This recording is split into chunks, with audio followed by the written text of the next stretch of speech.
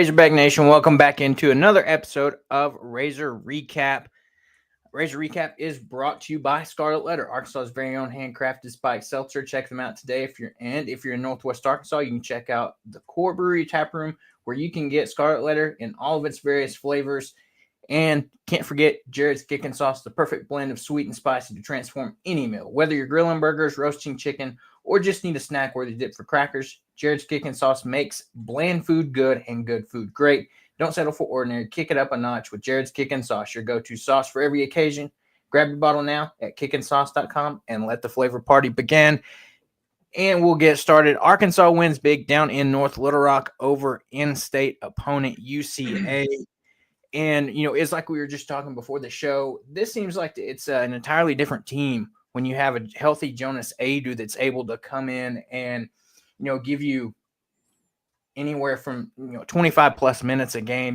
The past 3 games, we've seen him around that 25, 26, 27 minute mark. And I'm sure that's just going to continue to go up the more he gets some live game action and in-game reps. And, as we get ready for conference play against Tennessee. But, man, another big win after, you get the good win in Madison Square Garden over Michigan to kind of, springboard your season a little bit after, having 2 losses against Power 4 teams. And now you get a big win over Michigan.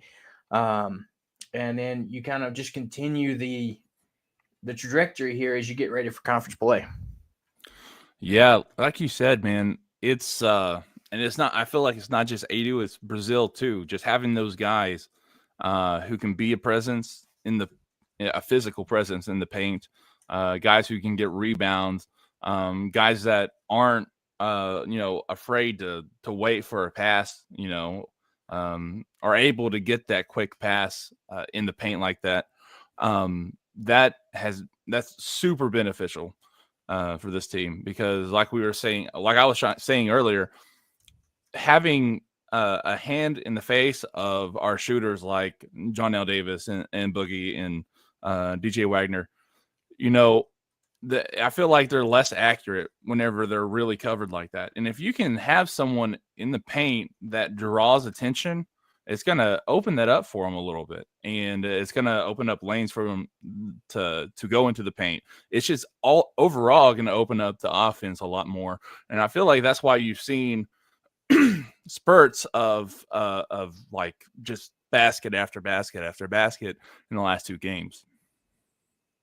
100%. It's one of those things where, like you said, it kind of changes the dynamic of this team, because now with Adu playing, you have your true big available to play alongside Trevor Brazil, compared to before he wasn't playing. You just had Big Z, who, we've already talked about before, is more of your stretch big, not really the type that's going to play down low. Like he can do some of those hook shots down low, but he doesn't have, the body type, if you will, just to get down and hard fight for those rebounds like you see Adu and Brazil doing. That's just a game changer, and it's going to be much needed once you hit conference play here. But, I mean, another story for this game is, Nelly Davis continues to look better and better, as the season's gone. And that's what we said. Maybe it just is going to take a little time for him to adjust to his role in this offense. And you see he puts up 11 points in 30 minutes of gameplay, 4 of 7 from the field, 3 of 6 from, 3-point land, 50%. That's what we saw and expected from him coming in from FAU, where,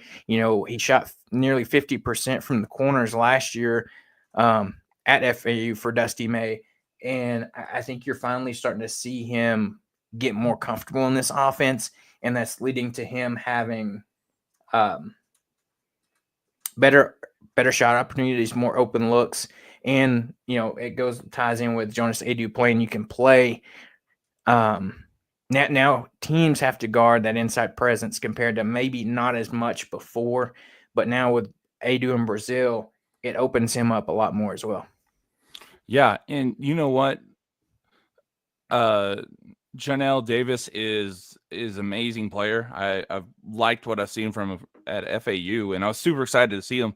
But if he can just do this stat line every single game, I feel like that's a winning recipe for Arkansas, because there's just so much talent there in the backcourt that, dude, just that 3 going 50% from 3 for 6, that's great. And then have a little bit of extra stuff like, well, he only got like a 1 rebound.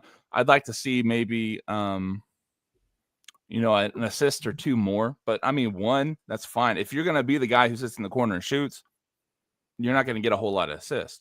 But he can do that. And I feel like in times where Boogie's not playing good or DJ Wagner's not playing good, he has the skills to overtake a game and then, get 15, 18, 20 points. But like this, like consistent in and out every single game, I like what I see from him. Oh, 100%.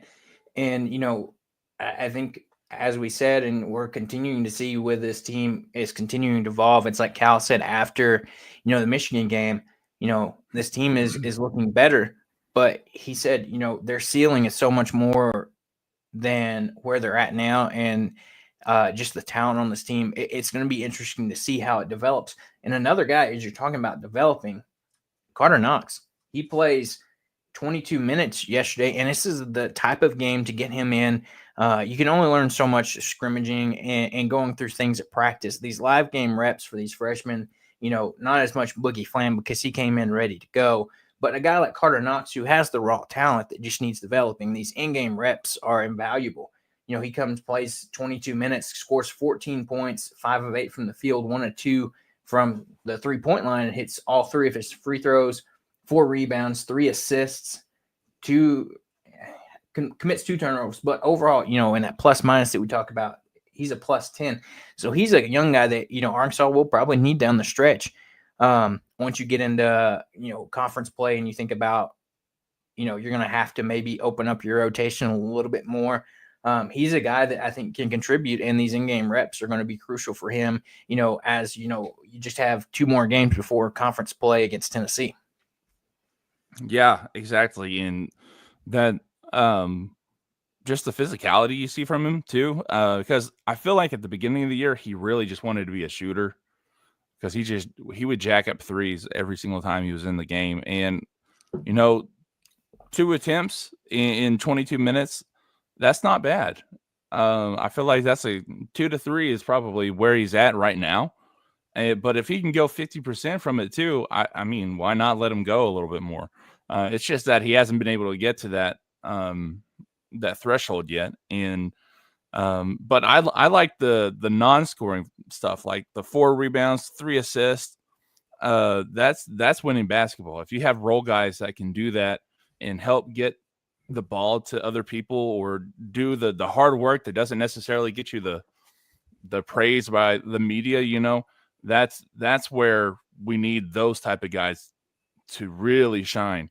Him and like Billy Richmond, guys who can be energy guys, the guys that can, fill in the gaps where they needed.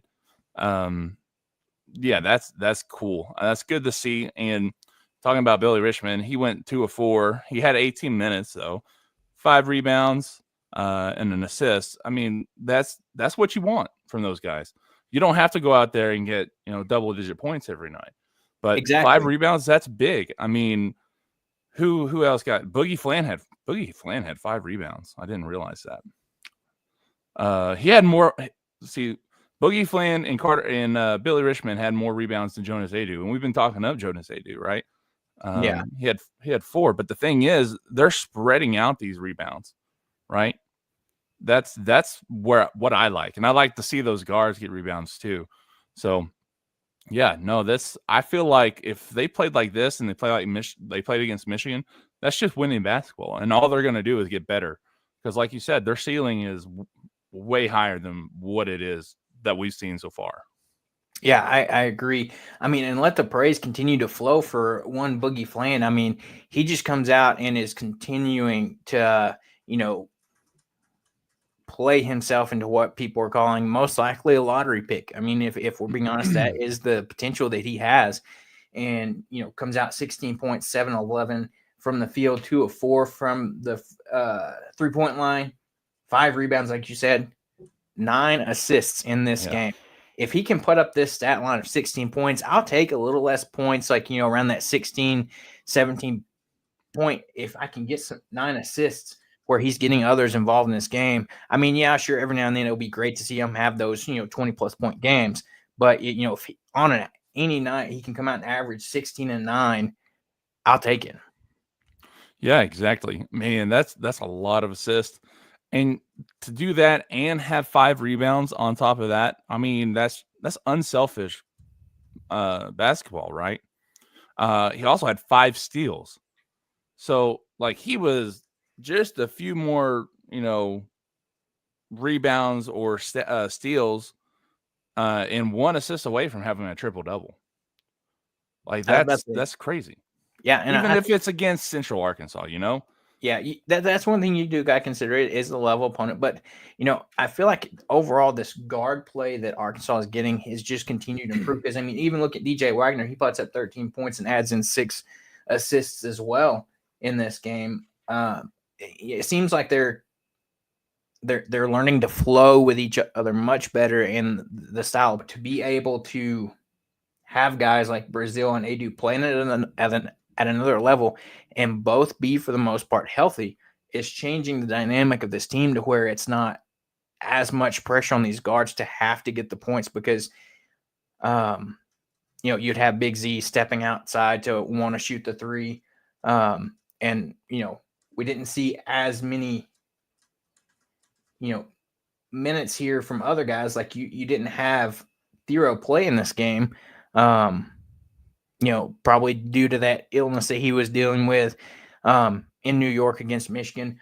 But that also makes me more confident in this team that without him, who's carried your team all season thus far, for the most part, other than, Boogie Flan, that this team can put up points and have other guys that can step up if a guy like Adu Thero is not healthy or it can't play at all because you only saw him, maybe half of what he normally plays in New York, and then you see him not even play this game, and you have 6 different guys in double digits scoring this week. Yeah, and I mean it's kind of like when you talk about like an injury, right? So if your left knee is injured, if you don't get it fixed, if you don't take care of it, your other knee is going to overcompensate. The other side of your body is going to overcompensate, and you're going to end up injuring that side of your body too.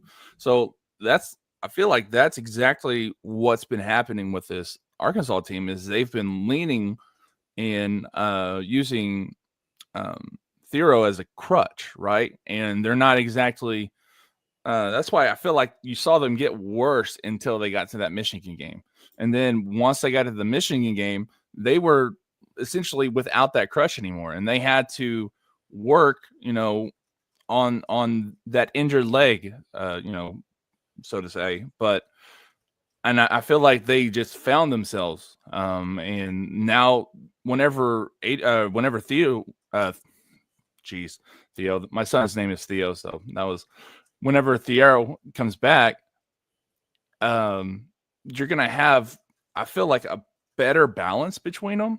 So you might not see as many of those 25-point games you've seen from Adu, but I feel like he can probably have some better games, some better looks. But overall, I think it's a benefit, like you said, to play without him and to find themselves without Thero necessarily. Yeah. Talk about something it's going to get confusing now that both guys are healthy and playing. You've got Adu Thero and Jonas Adu. So, talking about those 2 guys together is going to be fun. But like we said, it's good to see here. And, like we said, Arkansas is going to have 2 more opportunities to hit the court before conference play starts. North Carolina A&T next Saturday, and then the following, and then 8 days later or 9 days later on December 30th, you have Oakland at home before you start conference play on January 4th against Tennessee on the road. That'll be a really tough test. But yeah, at the end of the day, this team got to a hot start yesterday, which is a little bit different than what we've seen so far. They were able to start this game strong and kind of not let up, shooting 60% from the field and 45% from 3. It's what you want to see out of this team. They hit 9 of 20 overall, and at the half was 44%. So, they shot 11 more threes in that second half and hit 5 of them. So it's going to be big. I think I'm excited to see where this team's going to go. You got a couple more of those tune-up games, and hopefully you get Adu back so he kind of gets you. You don't get used to not having him. I mean, we kind of saw that, a couple years ago when you had, the group of Anthony Blackwash and Nick Smith. You saw Nick Smith miss some time, and then when you tried to insert him back in the lineup, it kind of threw some things off. So hopefully, we have Adu back for these next 2 non-conference games. That way, nothing gets thrown off as far as the flow and how the game's going, and they're ready to hopefully come out competitively against Tennessee. Yeah, I mean, that Tennessee game's going to be fun. I'm telling you. I don't know if Arkansas is going to win. I really it's hard for me to pick them because Tennessee's just so good. But like I said, that New York matchup between Boogie and Ziegler, that's going to be fun. Seeing Adu come back, that's going to be fun. It's just overall going to be a huge game, and I hope at least Arkansas can keep it, good, right? Like respectful. They can stay within 5 points. But Tennessee is just so good, dude. Yeah. So I don't know. I don't know if I'm going to pick them to win or not. So we'll see and wait a couple games and we'll talk about it again. I was about to say this Michigan game was a good test, but this Tennessee game will be the ultimate test. Especially if you come into it with them still sitting at number 1. That'll be the big test there. So yeah, Arkansas will be back in action Saturday, December 21st against North Carolina A&T. So no midweek game this week, but they will be back in action on Saturday, back in Bud Walton Arena for one of their last 2 non-conference games. And we will jump over to transfer portal news for Arkansas football, where they kept saying wait and we'll finally get the commits, and then finally we talked about it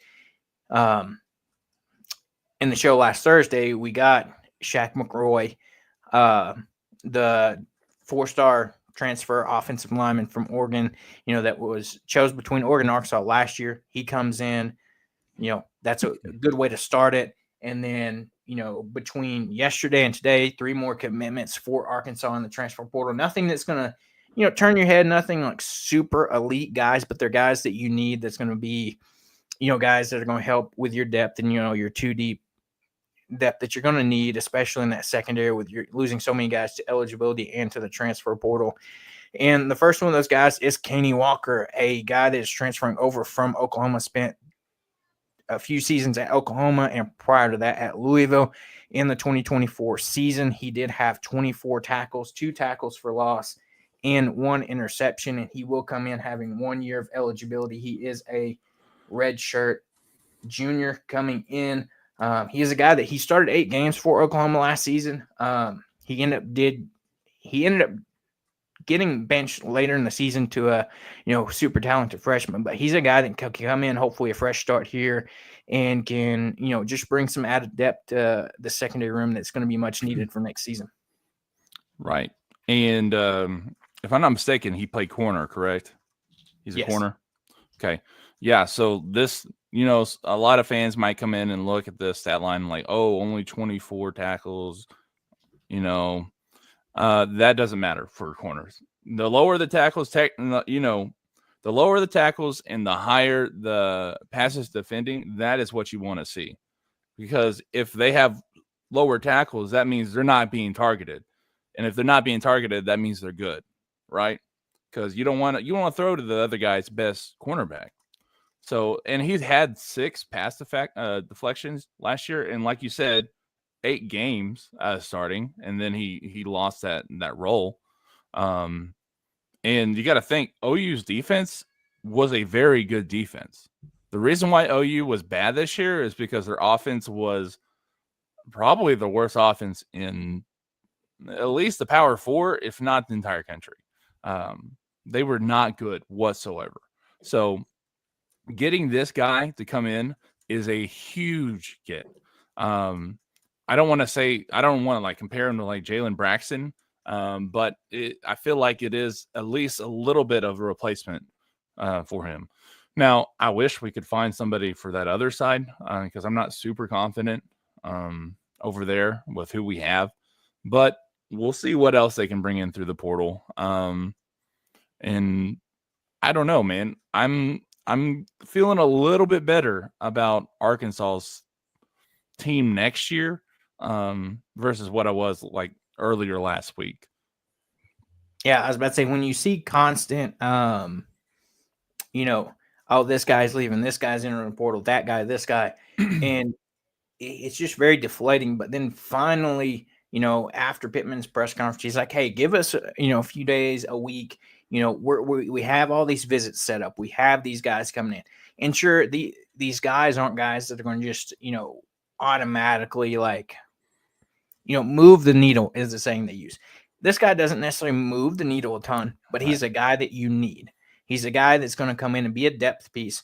Yeah, he did lose his job at the end of the day at Oklahoma to a talented younger guy. But, we've seen all the time guys come over to Arkansas, fresh starts in similar situations and have success. Not saying he's going to come out and be an all SEC DB next year, but he could come in and play valuable minutes in a depth role for this team that is going to be much needed with what you're losing. Exactly. I mean, look at Drew Sanders, right? He lost because he was hurt, and then he just couldn't. I think it was Will Anderson who took his spot, right? If I'm not mistaken. I think so. Yeah, it was one of the edges over there at Alabama.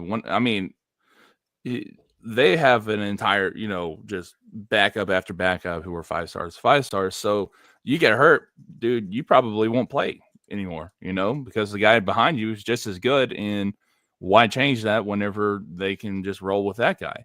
And, this one's a little different. He didn't get hurt, but still Oklahoma is one of those hotbeds for recruiting. So they got 5-star after 5-star. So it's not surprising that one guy got a shot and looked a little bit better than another guy. It doesn't mean Connie Walker's bad, especially for what we have at corner. This will be great. It'll be a great addition to a secondary that kind of struggled last year, So whenever I said I feel a little better, I feel better about what Sam Pittman said regarding, who they have coming in. Because, I don't know how much of that was coach speak. I don't know, how much was the truth. But seeing the guys that have come in so far, I'm like, hey, maybe he's onto something. Maybe he was, not, bending the truth a little bit. So it's hopeful. I'm hopeful to see what else they're going to bring. Because having a guy like this come in and really, because you're going to want that competition at that position too. You don't want to just have him come in and be the starter. And I feel like he might be able to at least push the other guys a little bit further than what maybe Jalen Braxton did last year because he's hurt. So there wasn't a whole lot of competition. At least he can do that. Now, I still think they need more in the secondary, but we'll see. We'll see what they got. Yeah, and I think the big thing here is too, he has that Power 4 experience. That's you. Right. I think that's the big thing because you can go in and get your JUCO guys, your FCS guys, but none and they can have great stats, but that doesn't always translate over, to Power 4 football. And to get a guy that has some experience, and especially counting this season experience in the SEC as well, it is going to be big, especially for some of these younger guys. I think you have Selman Bridges that withdrew from the portal. He's a 4-star guy out of last year's class that he's probably going to get a lot of playing time in the bowl game, and then he's probably going to be a key piece to that secondary next year. So he's a guy that can kind of learn from a guy like Kenny Walker, or even just mentor, if you will, a guy that's been around a little bit, spent a few years at Oklahoma, prior to that at Louisville. So a guy that's been around can kind of give him some advice and things like that. So that's going to be, I think, crucial for some off-field development of some of these younger defensive backs that Arkansas has. Right. And I don't think Summer Bridges was still in the portal the last time we talked, right? So that's kind of news for us. I'm trying to remember. I think he did withdraw on Thursday, the same day we got the McRoy news. Yeah, but that's a big too. I was really worried after he withdrew because Summer Bridges isn't just a backup. He was, for the longest time, he was the best player in our class, right? And then he got overtaken by I think Charlie Collins, or is that a class after? No, I think that's the same class. Yeah. So I mean, the dude was a borderline 5-star for a very, very long time, and then he kind of dropped down to a lower to mid 4-star. So I feel like he's got the talent to really do some stuff. And I feel like he could be that type of Jalen Braxton guy. He just didn't really have a chance to do it this year. And maybe they were just rolling with the guys who had experience. I don't know. But we'll see. Like you said, maybe Walker can be a mentor for him, and maybe some of these other guys too. And overall, just help the secondary out a little bit. Now, I'm not saying even what they get through the portal, I'm not saying it's going to be an overnight fix. They could probably bring in 2 or 3 more guys just like Walker, and I would still be cautious about next year, but I'm cautiously optimistic, I guess. Yeah, that's fair. Quickly, like you're saying, I did look it up. Him and Charlie Collins were 1 and 2 on last year's recruiting class. Charlie Collins was 1, he was 2. Selman Bridges came in at rated a 94 according to 247 Sports. And then, ironically enough, the top 5 of that recruiting class is Charlie Collins, Selman Bridges, Bradley Shaw, KJ Jackson, and Braylon Russell. Yeah. And all of them are still here, right? Shaw, yes. Did he leave or no? Spence, no, it was Brad Spence, and that's another guy that we knew he had entered the portal, but as of the weekend, it was reported by On3, I believe, that he committed to Texas. So, I mean, that's showing you right there we're not losing players to just smaller other schools. He's going to another SEC school, and it shows you he's a talented guy. Then, unfortunately, decided to leave the program. Yeah, and that's rough. And I did a piece over I think it was Friday or this weekend, where I just talked about how those rivalries that we love, they're just not the same anymore. But whenever I wrote that, it was before I noticed this stuff. So I don't know if you saw, but when Patrick Kudus committed to Ole Miss, Carmona went into his mentions on Instagram and was like, what did he see? Oh, see you on week 3 or something like that. Yeah, see you week 3. Yeah. And I don't know if what it was, but I just saw it right before we got on. But when when another commit that we're going to talk about committed, Jalen Braxton commented on Instagram with the little shark emoji, and he's like, "We'll see you week 3." So at the same time that I say these rivalries don't really mean as much, it also is kind of fostering a new rivalry, right? A new I don't know if, because I feel like it's making it more personal to the guys who were left behind by Braxton and Haas and Kudus. So I don't know, man. I kind of feel like I'm going to go back on what I wrote the other day. So it's kind of cool to see those guys really like wanting to play Ole Miss next year. And there's not very many teams other than Ole Miss that I want Arkansas to beat every year, right? Yeah. Texas, Missouri, just because I just don't want them to win. It's not like I really like being rivals with them, but I just don't want them to win. Like, I don't want that hanging over us. And then Ole Miss. That's my top 3 that I want Arkansas to beat every single year. Yeah, exactly. Another commit Arkansas gets. We'll move on to our next guy here. Staying on the defensive side of the ball in that DB room is Keyshawn Dalva. he is is the number one JUCO DB in this year's transfer portal class, if you will. He spent 2024 at Northwest Mississippi Community College. Coming in the season, ending the season with 35 total tackles, 6 tackles for losses, 2 interceptions. Both those interceptions were pick sixes, and 1 fumble recovery and 1 sack. He comes in with 2 years of eligibility. He is a guy that, some could consider on the smaller side, coming in at 6'1", 165. So maybe puts on a little bit of weight in the weight room and things this offseason. But he's a guy that comes in, like we said, ranked number one as the number one JUCO DB. Chose Arkansas over UCLA and Virginia Tech. They asked him about it, and he said, as far as why he chose Arkansas, he said it felt like home for real. My family really felt comfortable up here on the visit. So, like I said, he had 2 interceptions on the season, both pick sixes. He played 9 games for Northwest Mississippi Community College, totaling 35 tackles, as I said, 21 of those being solo, 14 assisted. Those 6 tackles for losses, 2 interceptions, 2 pass breakups, and that fumble recovery and a sack. So he's a young guy that hopefully can come in, play a couple seasons at Arkansas and really help out this DB room like we were talking about with Kenny Walker coming in as well.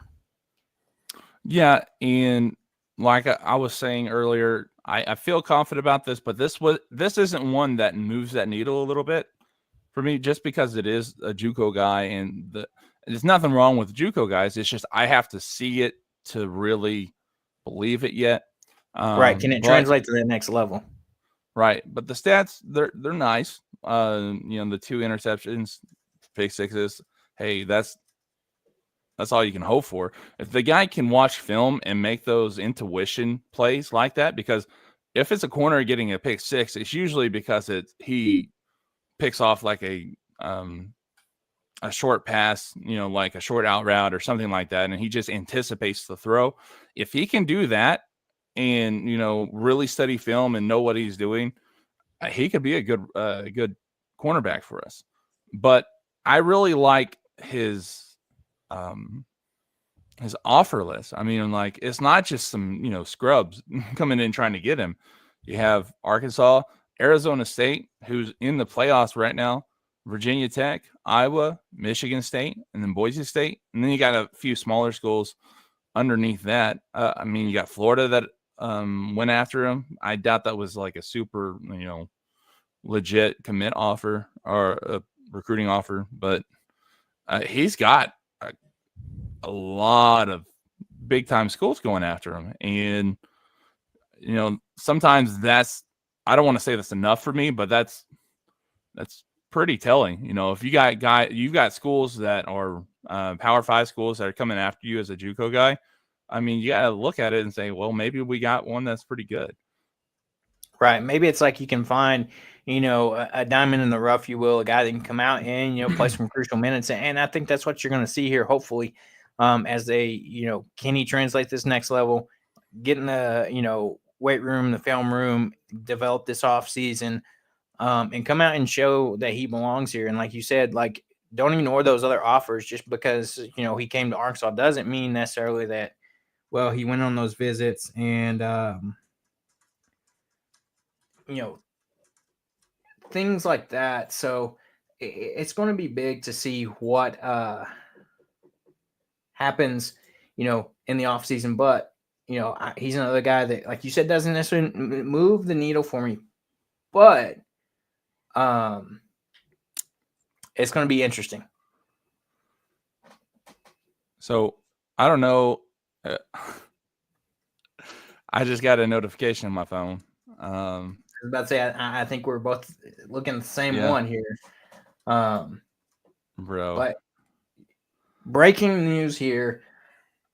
I at this point, I don't know what's going on, but Braylon Russell is now back in the portal for Arkansas. He is a guy that had that whole thing last week with, I'm going to enter the portal. But, and then you had, the source off, if you will, with Trey Biddy and Mason Choate. And then he said, no, I'm coming back. I withdrew my name from the portal. Well, now he's back in the portal once again. he posted a video with his tweet, but his tweet was, "Thank you, Arkansas. It's time to do what's best for me and my family. Number 0 out," with a heart emoji. So that's a big one. That one hurts. He was a guy that I thought when he came back was, saw he had a big opportunity ahead of him to kind of take hold of this running back room for next year. I don't know what changed necessarily between last week and this week, unless he was still just undecided last week and said, well, I don't want my name in the portal just yet, and wanted to think on it more and see, negotiate or whatever you call it. It's tough. I hate to see him go, because he was a guy that I think could have had a good career here at Arkansas, being an in-state guy that, I think is talented. We'll see where he ends up and what he does next year. But, I think this is a big loss for Arkansas. Yeah, I think it is too. But at the same time, the locker room is big, right? How the locker room interacts and the culture that's there is big. And if you got a guy who is constantly looking over the fence for whatever offers out there and not focused on the team, you're not going to have a good locker room culture, right?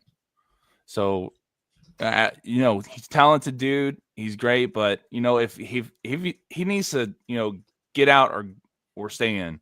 There's none of this in and out stuff like that. Hell, whenever I was a kid, I would come in the house and then I'd go out the house. I'd come back in the house and go back out the house.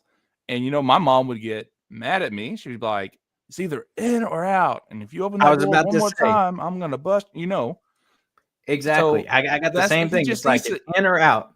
Yeah. You like, be a hog or don't be a hog. Don't be doing all this stuff. And it's, oh man, that frustrates me. It makes me like more emotionally mad that he's leaving than it does that, I'm mad or I'm worried about this team that he's leaving. And that's saying a lot, because he's a great player. And I think Arkansas is going to have to go in the portal and find another running back. But yeah, it's one of those things where it's not necessarily good, like you said, for the locker room, for a guy does he really want to be here or not? And, I know Arkansas is talking to a few guys in the portal that's visiting. I believe one of them that was for sure visiting this weekend, Eli Sanders, running back transfer from New Mexico, was visiting this weekend. We've been rumored to talk to a few other guys. And I wonder if, maybe he was seeing that and was like, well, I'm here, so why are we necessarily why are you guys necessarily shopping for another running back? And you got to assume that you got Rashad Dubiny back, Rodney Hill's back, Tyrell Reed's back. So you've got a lot of guys back, and I wonder if he, part of it could have been he saw guys just, we're still talking to guys. I don't know what goes into this, but, as much as, like you said, I hate to see him go, but if you're not going to be committed, maybe you need to go ahead and go. So, right. And, you kind of saw the writing on the wall with his recruiting process, right? There was a lot of, speculation of, him using the Tennessee to get, more NIL money to come in as a freshman and all that stuff. And all that speculation, I'm not going to say it's fact or not, but the drama that came with his recruitment, I mean, this isn't surprising. Right. It's not surprising to see this. It's frustrating and it's disappointing, but it's not surprising to see. So hopefully, go and do whatever, be a good player, but like whenever he plays Arkansas, I hope he does crap. So I imagine he's going to go somewhere else in the SEC too. Yeah. I wouldn't be surprised if he goes back to Tennessee. Yeah. Or, following the trend that's happening here lately, Ole Miss. Yeah. I was about to say, lo and behold, watch him, follow the, quote unquote, farm system to Ole Miss is what it's been dubbed these days. But yeah, that drama continues, like you said, with his recruitment. But then you had the whole stuff last week with entering the portal, but not entering the portal. Him telling a media member that he's not entering the portal, and did anyway. That's something that this team doesn't need. But it's also interesting because in an interview, I think it was earlier this season, with his dad, was talking about that he was very much loyal to Coach Pittman. But at that point in nowadays college atmosphere and transfer portal and all that, I guess that loyalty only goes so far, especially when now money's involved and you have people in your ear, whether it's his dad, his agent, whoever, telling you, hey, I know you like being here at Arkansas, you're loyal to Pittman and everything. But I think if you enter the transfer portal and go somewhere else, you can probably get some more money.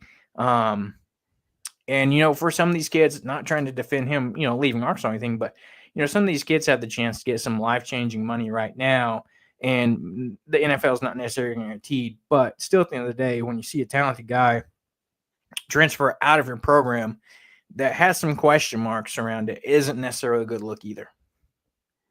Yeah, but I don't know.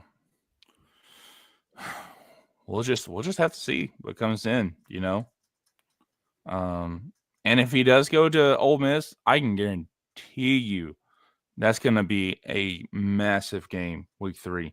I don't care if Ole Miss has the best roster in the country, and I don't think Sam Pittman gets like super high or super low at any point, but I can guarantee you he's not going to be happy with what Lane Kiffin's done, right?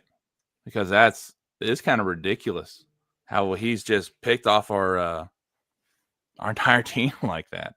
So yeah, it's oddly very weird and cryptic, if you will, how much guys are important leaving is one thing, but to see the amount over the past couple of years leave and go to Ole Miss specifically, I know people joked around. It was like, well, Arkansas must have an Ole Miss mole in the program and things like that.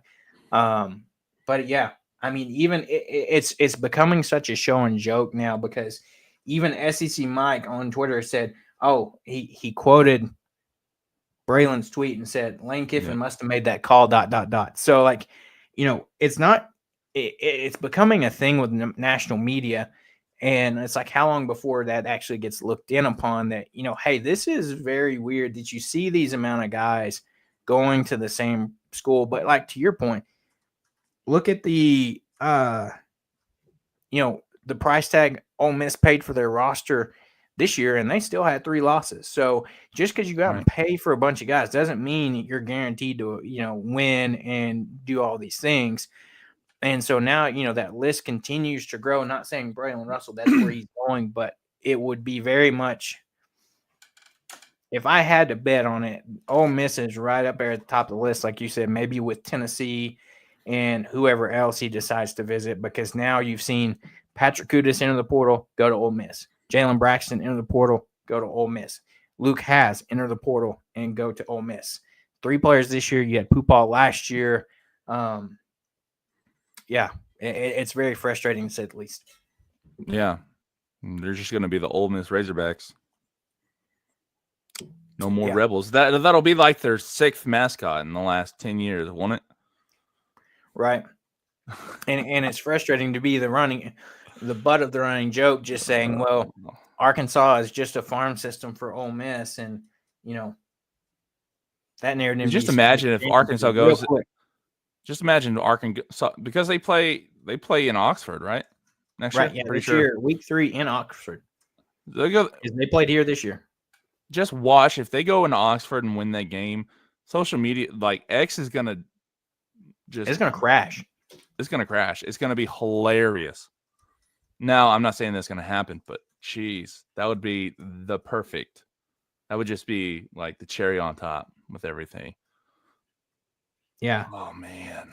I mean, if you had to give me a confidence meter for that game next year, it's not going to be very high at all. Yeah. Especially at this point right now, we've got a lot of work to do in the portal, and I hope that we find quote unquote replacements for these guys. And It's tough. I mean, we'll move on. Talking about the next side of the ball and the third portal commit that Arkansas does get. Raylan Sharp. He's a guy that was rumored to Arkansas as soon as the portal opened. The guy that played under Petrino. He spent this past season at Fresno State, but the previous 2 seasons at Missouri State, one of those being under Petrino before he left.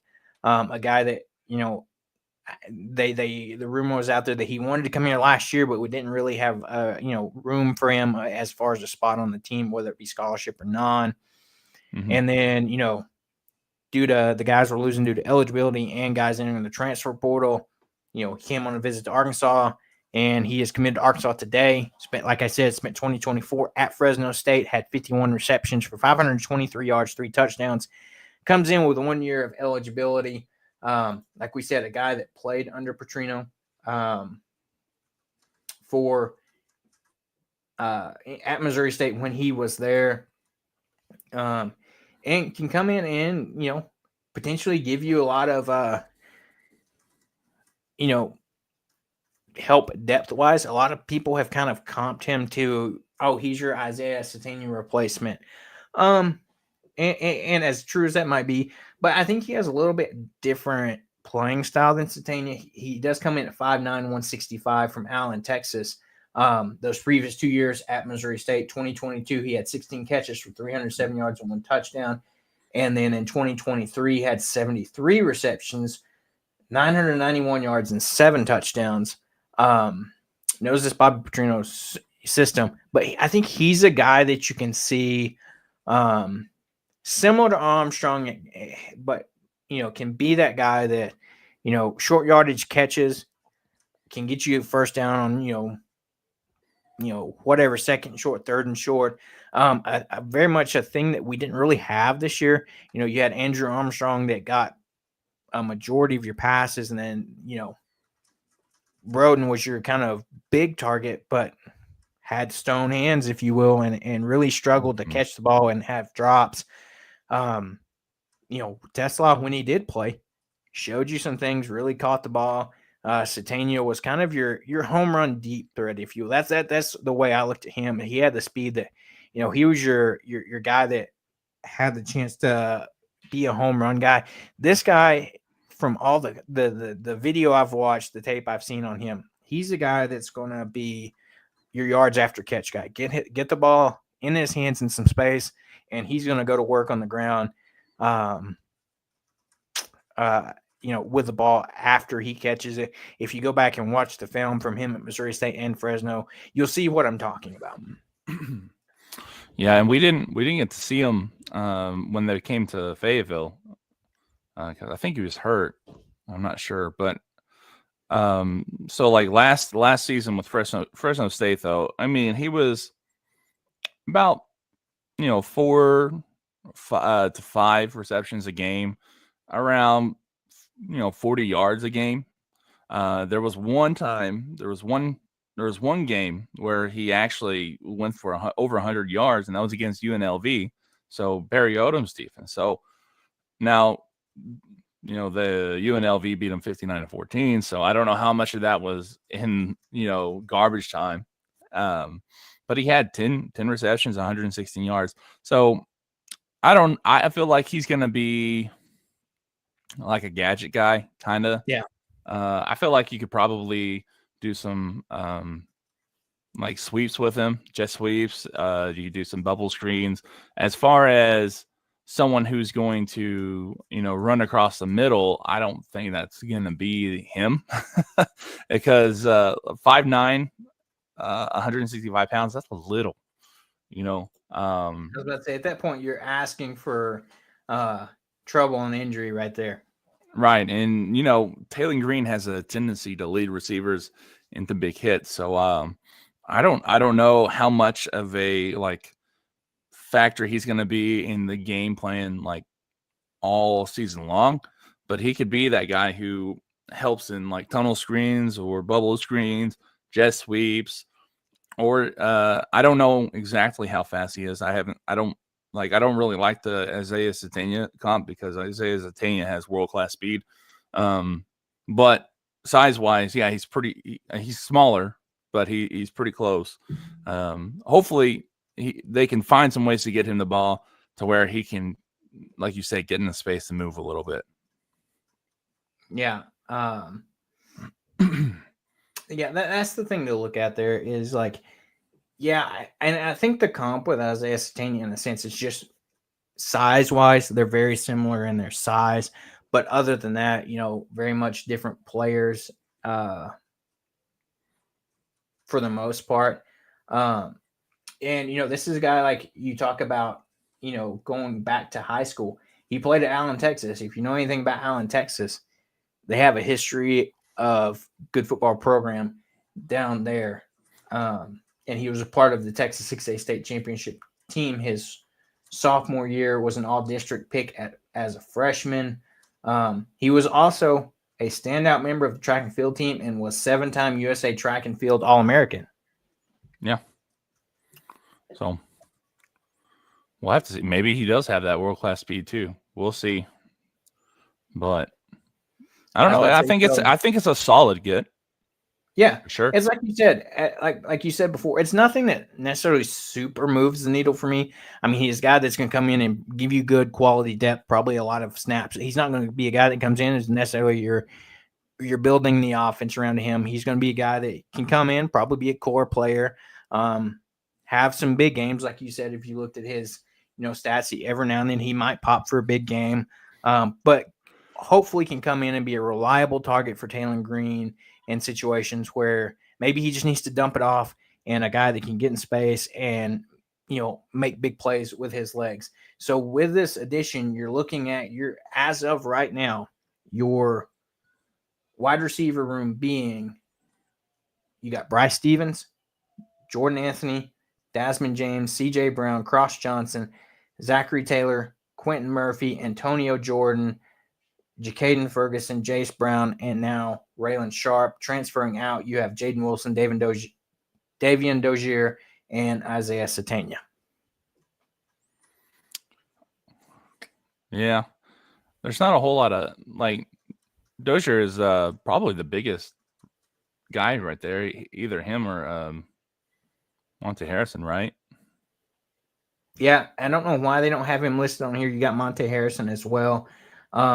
That will be back. So Arkansas still needs to go out and get probably another 2 or 3 receivers, and especially they need to get one to come in and be your number one guy. I mean, maybe somebody on that list emerges, but as of right now, I don't really see a guy on that list that jumps out to me as he's your number one go-to target, like an Andrew Armstrong you had. You're going to have to go out and get one. And that still remains to be seen. There's a few guys that we're out there targeting that have that ability potentially. We have some guys visiting, another guy similar to Raylan Sharp, DT Sheffield from North Texas, and then a kid from Charlotte, Omega Blake, that is visiting as well. So, there's still a few guys out there that are visiting, and we'll wait to have word on in the next few days. Hopefully, they do land Arkansas's way, but yeah, I mean, 3 commits so far. Nothing, like you said, crazy spectacular that's going to move the needle, or 4, I guess, technically, other than, out of these 3, I think the biggest impact, if you had me kind of project it, is probably Jaquan McCroy on the offensive line. He's a guy that hopefully can come in and be able to contribute just, purely based on his athletic ability, and hopefully he can get coached up by Eric Mateos and Sam Pittman in the offseason to come in and hopefully be an anchor on that offensive line next season. Yeah. I feel like they need to get at least one guy with a little bit of notoriety on receivers, just to make this fan base feel good again, if that makes sense. Yeah, because it's tough. That's where everybody's looking at it at is, you had your Armstrong last year, but who's it going to be? Because you're losing all of your snaps for next season. Yeah. And who's going to be that next man up? And I think that's where Pittman talked about spending money, and I think this is a scenario where like you said, you have to go out and get like one guy with notoriety, maybe a power 4 guy that you do spend a little bit more on than maybe what you would some of these other guys that can come in and be like your number one go-to guy that they can come in, build chemistry with Taylor and be that next Andrew Armstrong, but hopefully in a sense be that same Andrew Armstrong, but hopefully Taylor gets worked in some of these other guys and doesn't have to rely on one individual target as well. Yeah. But like you said, so far, Quan McCroy, probably the biggest get so far. Now, I don't know. We'll see. Some of the names that have been popping up out there, there's some decent names, but I haven't seen anything that really pops out more than McCroy does. Now, there's some offensive linemen that are in the portal that I really, really like, and I feel like they've been flirting with them. Either they've been offered by Arkansas or, some hints there. But as far as like where the bulk of the money needs to go, I still feel like offensive line is the place to put it. Just go out there, get you some big guys who can actually, who can maybe get one that's as good as Kudus or Braun or Nichols, get a good center, and then go from there. But yeah, like I still feel like you need one big name receiver wise, and then you need to get probably I feel like Walker probably is that big guy, that big name, quote unquote. At least he has SEC experience, starting experience. That's probably good for the DBs, but I don't know. I don't even think they really need one for the defensive line or anything. They got the guy from Texas A&M, right? The edge who visited. Do you know who I'm talking about?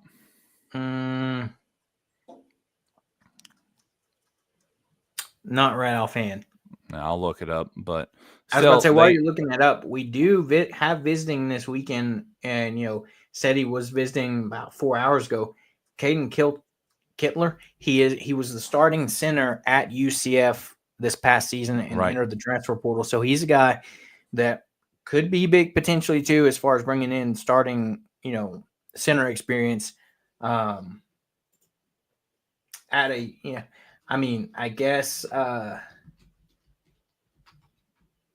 center experience, if you will, even though it was UCF. He is guy. He's 6'3", 295, and is just a sophomore, so would have a few years of experience to come into this offense and help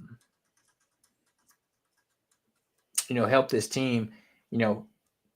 Got some decent size, but I think the biggest part he does bring that starting center experience and that's what you're lacking with the loss of both Nichols and Amari Wiggins. That was your starting and backup center for this past season. So he's a guy that is visiting as well, among other names, like you said, that you would like to see Arkansas get. And hopefully these commits can start coming more frequently. We've gotten 3 so far. You'd like to see more. Yeah. It might have been a tight end. What I think I said. Yes, we did have a tight end visiting from A&M. Jaden Platt. Yes, he is a guy that is visiting this weekend.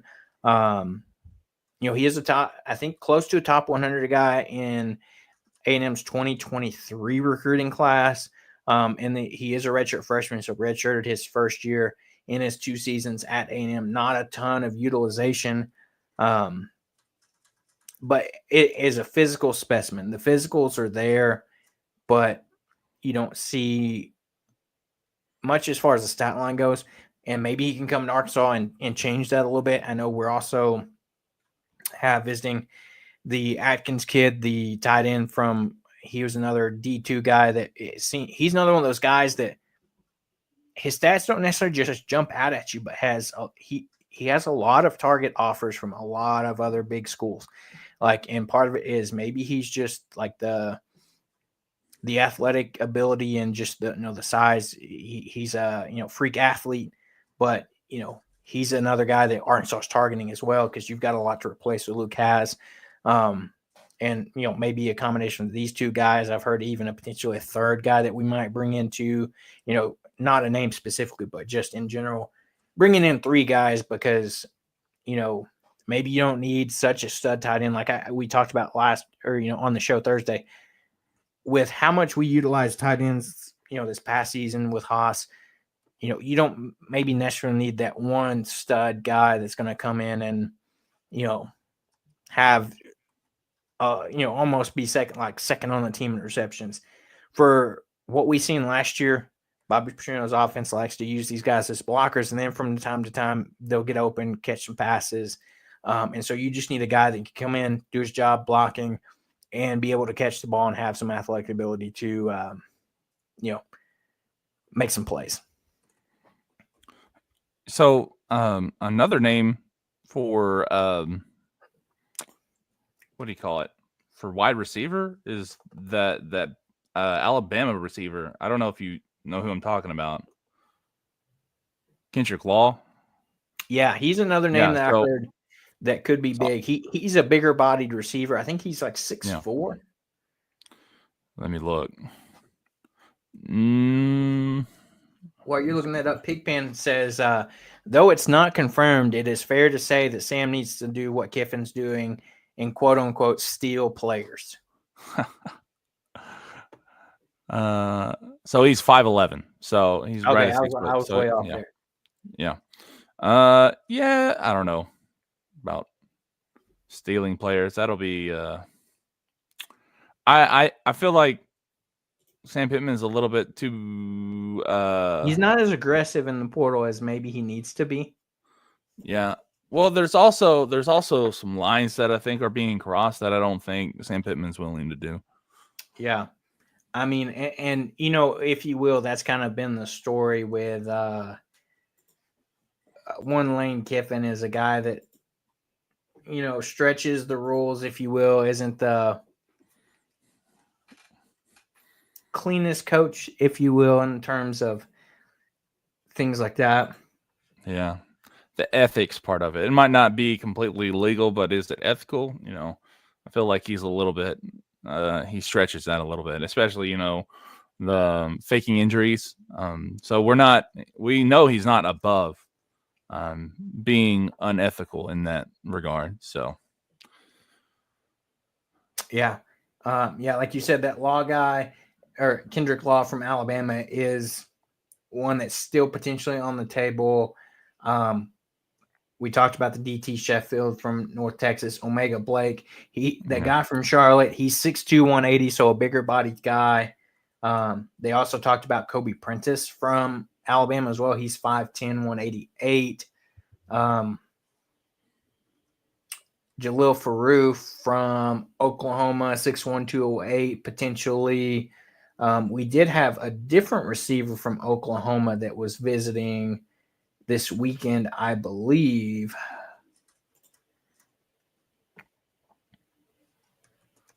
And then there was also J.J. Harrell from Mississippi State. He's 6'1", 195. J.J. Hester, right? Is that the guy from Oklahoma? Yes. Right. Yeah, 6'4", 202. Yeah, he's a big guy. And then the other one that I haven't heard if he's visiting or not is Cyrus Allen from Texas A&M, 6'1", 178. Yeah, I don't think I've heard that name yet. Just because I don't know. I've seen he's entered the portal, but I don't know if he's visiting. The reason I've heard his name is because of the Petrino connection with Petrino being at A&M last season under Jimbo Fisher. So yeah, I think that's what makes me feel good. That's what makes me feel good about like Platt coming here too. He's got what do you call it? Those connections still, and hopefully maybe we can do a little bit of that stealing, like Pigpen was saying. Maybe not necessarily doing it the wrong way, but saying, "Hey, look, we got open positions. You want to come? Come. If not, whatever." I was about to say the other guy that we talked about last week that I still haven't heard really any news on is Giovanni Gibson from UAPB. 6'3", 205. He's another guy that would be a dart throw, if you will, that who knows if his game would necessarily translate to SEC play, but he seems to have the size and the ability. If it's worth it, if you can get him for, quote unquote, a lesser amount of NIL than what you would maybe some of these other guys that are proven. But you don't want a team fully made up of guys that need to prove themselves as well. Like you said, we need to go out and get for sure one guy that is like, of notoriety, that elite talent, if you will.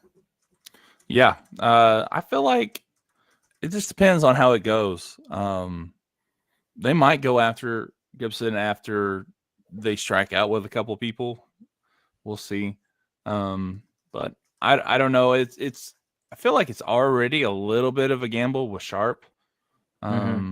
So maybe I don't know if they're wanting to risk another scholarship offer for another guy who's going to be experimental. So right, we'll see. If you look at the portal right now, as far as just specifically receivers, the top overall receiver, Eric Singleton from Georgia Tech, he's got a crystal ball to Ole Miss. Surprise, surprise there. And then, out of the rest of that top 5, you've got Deuce Robinson from USC. He's 6'6", 220. Dane Key from Kentucky, 6'3", 210. Nick Anderson from Oklahoma, 6'4", 216. Micah Hudson, a guy leaving Texas Tech, 6', 195. So there's still some guys out there to, potentially reach out to, go after, see if you can get them on a visit. Or who knows, maybe they already have visits scheduled, and some of these visits are deemed like they don't want them public knowledge, and some are public knowledge. It kind of, I think, probably depends a lot on the player as well. If they want it kind of, oh, so-and-so, I'm visiting here, here, and here, or expected visits to these schools and things like that. Right. So I don't know. We'll see. They started off big with McCroy, and I think they've been solid so far. Let's say that with the next 3 who come on. Somebody responded to, a tweet from Trey Biddy about Braylon entering the portal and said, if anyone saw how it went down when he left Lakeside to go to Benton, none of this would surprise you. He's really not even that good. I could air his whole family out, but I'll keep my mouth shut. So that seems to be the trend, is if a player leaves Arkansas, everybody's like, oh, he's not that good. But if he stays, yeah, he's a home run guy. It's tough to tell because you saw flashes this year. It's not like a guy that had a full season under his belt and underperformed expectations. That's the tough part, because who knows? Maybe he goes somewhere and you're like, okay, well, maybe it's not that big of a loss, or he does go somewhere like you said and really balls out, and then you're like, dang, I mean, maybe we should have did more to keep him here. But that's all to be determined of, where he goes and, what he does next year. And that'll be something to keep an eye on. Yeah. Yeah. I mean, I don't want to get into rumors about it, but yeah. I mean, we can just see what's happened so far, right? We can only go off of what he's done, and what he's done is play this back and forth game pretty much since he was a recruit. So I don't know. Yeah. And at that point, something like that, if it's going to be a distraction, and like we talked about, let's talk about the bowl game here for a minute. Now with Braylon Russell in the portal, I texted you about it the other day, and I believe I retweeted it. Rashad Dominion had surgery the other day, so I highly doubt, and that was all it said, was he said he was glad to have a successful surgery. Don't know what it was specifically on. We saw him, I believe, leave the Missouri game with an injury. So now it looks like your backfield for the Liberty Bowl is a combination of probably Rodney Hill and Tyrell Reed. And you've got Maddox Laster, who plays fullback, but also they've been utilizing him in the tight end room as well. Depth is thin at that running back position right now. Yep. And then, of course, with Jaquindon Jackson declaring for the draft and accepting his invite to one of those Senior Bowls. So you're down to a few guys, and both those guys are not as big as maybe what you would like to be an every down back kind of and to play an entire game. So it's going to be much more interesting now, even though, like we already established, it's going to be interesting in the sense of what's that offensive line going to look like. And you felt a little bit confident that you're like, oh, you're going to have Braylon Russell for the bowl game along with these other guys. But now your offensive line and your backfield and your wide receiver depth is all, we don't know how that's going to shake out. That kind of makes me a little bit more nervous for this bowl game, even though it was announced earlier this week that Texas Tech's starting quarterback is having surgery and will miss the bowl game. I still don't know how I feel about our chances with everything that's going on now with a lot of unproven at several positions for Arkansas. Yeah. So the playbook for Arkansas against Texas Tech is going to be one paper, and it's going to say quarterback run. That's all it's going to say, because he's going to be running for his life the entire game, and they've got no one else to run the ball. I mean, it's going to be a Taylor Green show. So I don't know. They're going to have to probably move somebody over to fill that role, and I'm trying to think of maybe Harrison. Can his body take that though? At 28, 29 years old?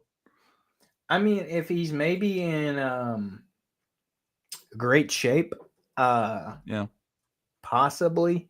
I mean, if you look at it, just the rest of your quote unquote running back room, you do have Juju Pope that's a freshman. I mean, maybe he gets some more action. Yeah. So yeah, it's still doesn't hurt their red shirts or anything. So maybe that's right probably since bowl games. Do. Yeah. It's I don't want to use the word bleak, but it's looking bleak. Yeah. That's all right. I also have fun watching them. The good thing is that my expectations are so low for the game that I probably won't be disappointed, and I won't, be upset for the rest of the day on Friday. So that's, I mean, that's fair. Nice, I guess. Very much fair. Yeah, it's going to be, like you said, and going back to, this is the only chance you're going to see this team with these specific guys playing these specific roles, more than likely. Yeah. Pigpen asked a question here. He said, how do you guys feel about Sam wanting to pay smaller amounts to majority of the players instead of big amounts to the main players?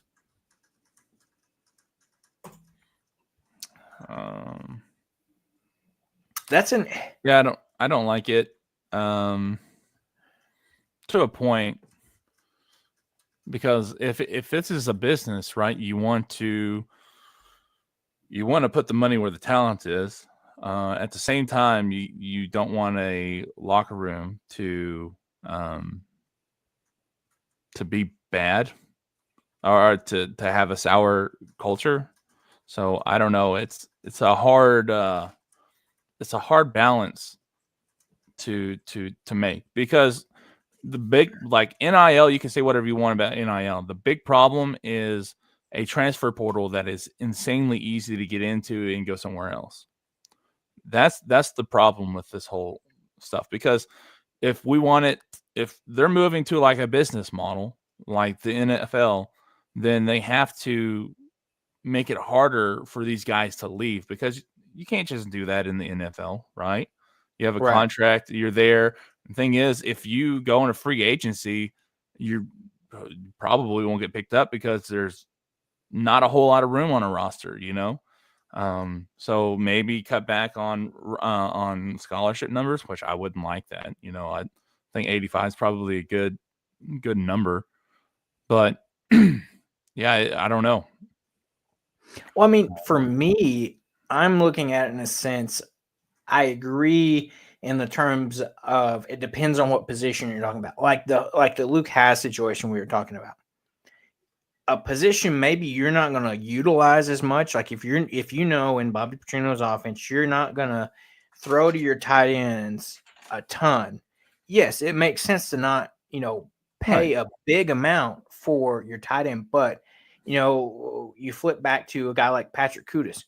Your offensive line is key into you got to protect your quarterback if you want to even have a functional offense. Those are the guys that I want to see us pay. Go get, like Patrick Kudus was ranked the 3rd overall player in the transfer portal. And you're telling me you're going to go out and get somebody just as good or better than him? It's tough for me to see. So why not?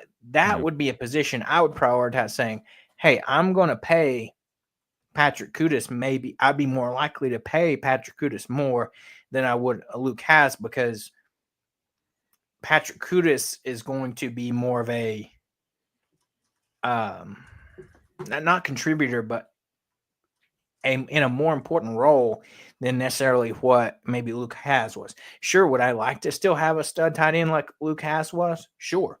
But is it worth it whenever maybe the utilization wasn't worth the dollar amount? Right. And I feel like they need to have some incentives built in too, right? Heck, let's just go all the way. Let's do like incentives on touchdowns and incentives on yards and Like, gains. yeah, you get this and X amount of yards, X amount of touchdowns, you get yeah, this much extra bump. Like at this point, like if transfer portal is equal to free agency, then I don't know how you go about it, because I don't know all the ins and outs of it with college football specifically. But like to your point, these kids you're gonna have to start maybe having contracts or something like that where you're quote unquote locked in it, and it's not as easy for you to just bail out on a team after a season or whatever it may be. Like you said, it's right now it's super easy for these kids just to be like, okay, I'm going to enter my name into the portal and I'm going to go shop interest. Like, yeah, yep. yeah. So to Pigpen's point here, I understand it in certain aspects of if you look at it position by position, but as a whole, with the fact that Pittman said we have money, then yes, I feel like we do need to go spend big amounts on some of these main players. I can understand maybe some other depth roles, like guys that may not be your starters, but you can bring in to give you some depth. Yeah, you spend less money on them, but as a whole, and your key players, like you said, the main players, like your offensive line, your quarterback, your starting receiver, maybe, or like, those key pieces, they do need those big amounts of money. I mean, would you agree with that? Yeah, I would agree, because if you were to go into the portal and get a Kendrick Law, he should be making more than a Raylan Sharp, right? Because I don't even know what stat lines for Kendrick Law are, but he's on film, he's obviously made a big difference than Sharp has, in the eyes of people who do this for a living. Or if you go out and get a guy who's been proven, who actually has a good stat line, against quality opponents, then that's who you need to pay, right? Let's see. Are you looking up his stats right now? Yes. Yeah. So Kendrick Law last season at Alabama had 10 receptions for 105 yards, 1 touchdown. Right. So, I might have misspoke there, but we'll see. Well, here's Like, the thing you but got to like, look at too with that. If on this Law Sharp comparison, maybe Sharp does outperform him, but you got to look at the aspect of even though he had, maybe not as many receptions things, he was still at Alabama. He had the talent level to be right, recruited and get to go to Alabama. So that at least tells me the talent level is there. Maybe they didn't utilize him enough. If you've watched the Alabama team this year, they didn't throw the ball a ton. They relied on yeah, the legs of Jalen Milroe quite frequently. So that's an aspect to take into it too. But at least with this guy, he has quote unquote Alabama level talent to where he was recruited and brought on to Alabama. exactly. And he only played 6 games too. So yeah, I don't know. That's still a good point. I feel just there's more of a ceiling for him than Sharp necessarily, right? So Yeah. like you got to pay those type of guys because other people are willing to pay that type of stuff. Whenever you're paying everybody the same, you can't compete on the market, right? Because there's other people who's going to pay more for those guys. Ole And if Miss. you're not willing to pony up right there for those type of guys and make those hard choices, then you're not going to ever get anybody that's worth it, I think that's where you've got to find the happy medium because, I mean, like we talked about before, and we'll say it again. You had Ole Miss that paid, and, they had one of the most expensive rosters in college football, yet Yeah. they still went 9-3. So I think it's a balance, like paying the right people and not just, at every single spot. Like they had like their star-studded D line. They had all these receivers back. They had Jackson Dart. It was everywhere. It's to some point, like, yeah, you can maybe some positions require more, money at certain positions, and then other positions don't. And Ole Miss is the perfect example of just because you go out and have a star-studded, expensive roster doesn't mean you're guaranteed to make the playoffs and make a run. They still went 9-3. They lost to Florida. You know, and at the end of the season, had some other Yeah. losses throughout there. Lost to Kentucky. So it's weird because you've got to find a balance there with this, and that's the tough part. So I'm doing a little bit of I'm kind of previewing. I'm doing a little bit of a piece for Clemson where I'm going through and looking at the contributors for each playoff team that were out of the portal. And so far, I've gone through like 5 teams, and the only ones who have like the majority. So what I did is I looked at the transfers who had been there for 2 years or less. And then I looked to see if they were in the top 3 rushing stats, if they were a quarterback, top 3 tackles, top 3 receiving yards, and then a few other things like that. And then I just added them to a list and saw how many each team had.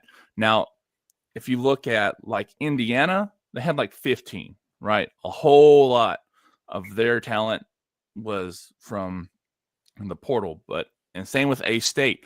But if you look at Texas, you look at Tennessee, they didn't have, I think they had 4 at the most. Everyone else had either been there for 3 years and developed, or they've been there their entire career. So there's, and the thing is, I don't think Indiana or A-State is going to do very good in the playoffs, right? I think they benefited from easy schedules or easy conferences, and they got into the playoffs like that. So the whole building your entire team from the transfer portal, I still don't think that's the recipe to win. I think you got to have guys that develop in your system and, build around your culture like that, because that's where the foundation is going to be. If you have an entire new group of kids come in, half your team, you don't know what that culture is going to be, right? But if you have these guys that you recruited from high school and they've been there for 3 years, you mold that culture. You have control over that culture. With the transfer portal, you don't. And I feel like that's one of the reasons why Ole Miss probably didn't do as well as they could, because whenever the times got tough and they got hit in the mouth by teams that they shouldn't have been, then they just kind of laid down and died. And then, like, whenever they played Arkansas, Arkansas didn't get off to a good start. If Arkansas got off to a good start against Ole Miss, I doubt it will look like that. But Ole Miss just went out guns blazing and they took over the game, and Arkansas laid down and died. So, I don't know. I still got like 5 or 6 teams to go through, but that's my hypothesis at the moment. I mean, and that's a good point too. I kind of agree with that. Like, you look at it as the transfer portal is supposed to be just supplemental, where you can maybe fill in some spots that you're missing, or maybe you can, quote unquote, upgrade some spots. But the base of your roster should be guys that, like you said, are 2 or 3 year guys that have been there, established the culture, if you will, and then you can bring in some portal guys that can be around these guys, kind of maybe embrace that culture and help supplement the team that you got there. And that's part of Arkansas's problem is you see a lot of those guys. There's not a lot of 3-4 year guys at Arkansas because you're having several leave after 1 or 2 seasons and going somewhere else. So it's getting to that point where you're going to see a lot of the roster be guys that transfer in because guys aren't staying. Because if you go back and look at, several of the of Arkansas's recruiting classes and how many of those guys are still here, it's not a lot. You have very few guys that are still on this team from, whether it be 2022, whatever. So, yeah. I don't know. It's kind of like a happy medium still. But like from the 2023 class, is that what you were talking about? Like there's like 2 guys left from it. And that was a good class too. So let's just look here at this recruiting class. This is 2023. So a couple recruiting cycles ago. Your top guy in that class, Jalen Braxton, gone. Luke Has, gone. Shamar Easter, still here, but hasn't really done much. Malachi Singleton, gone. You still got Desmond James. TJ Metcalf, gone. Dallas Young, gone. Quincy Rhodes, still here. Isaiah Gustav, gone. David Dozier, gone. Alex Sanford, gone. You still have Caleb James here. Ian Gaffard, still here. Carson Dean, transfer portal. Joey Sua transferred last year, transfer portal. Amari Wiggins, transfer portal. Brad Spence, transfer portal. Dylan Haas, transfer portal. So, it's just not. It doesn't look great. Yeah, you did say. Never mind.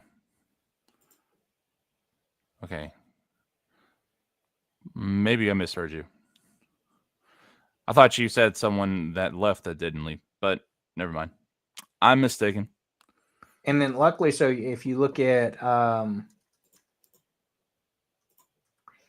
if you just go back to 2022, which would be your seniors this year.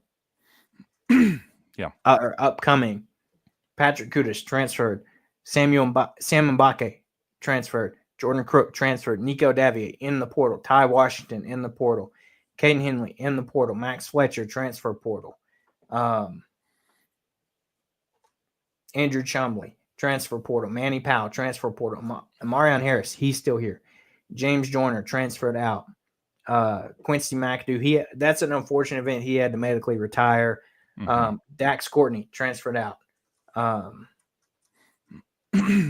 So out of all the, a lot of these signees, there's like, you don't really have a true senior class, if you will, coming up. Yeah. As far as guys that, like you said, were there, been with this program, help build a culture. Yeah. So Oh man, that's rough. It's tough. Yeah. And, we'll see what this week holds.